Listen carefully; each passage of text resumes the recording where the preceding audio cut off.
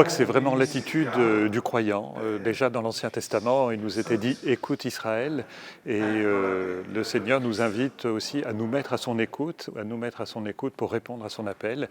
Il a appelé ses apôtres et ils ont répondu. Donc c'est vraiment l'attitude fondamentale du chrétien pour que chacun puisse connaître sa vocation.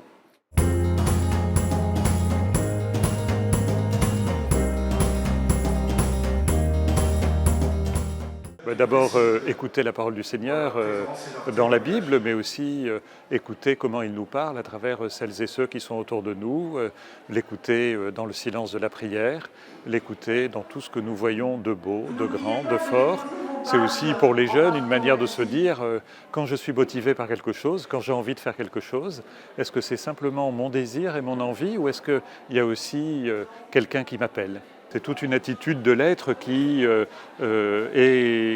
reçoit de l'extérieur, qui se met en attente, en écoute. Et pour développer cela, mais ce qui est important, c'est qu'on puisse prendre chaque jour un moment de prière, si possible aussi un temps de prière silencieuse où on laisse résonner en nous ce que nous avons vécu et dans ce que nous avons vécu, comment le Seigneur nous parle.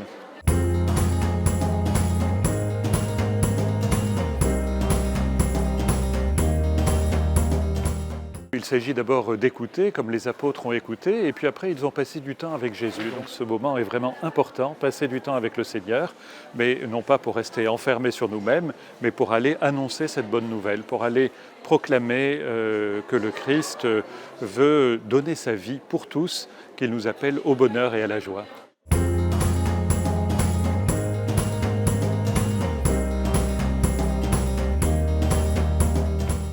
Dans tout ce que vous vivez, dans tout ce que vous avez envie de faire, il y a aussi le Seigneur qui vous parle, qui est à vos côtés, qui veut vous montrer que personne n'est laissé de côté sur le chemin, que ceux qui sont autour de vous manifestent la présence du Seigneur pour que vous puissiez faire de bons choix dans ce qui vous plaît, dans un métier, dans un engagement familial, dans un engagement de vie religieuse ou dans la très belle vie du presbytérat aussi.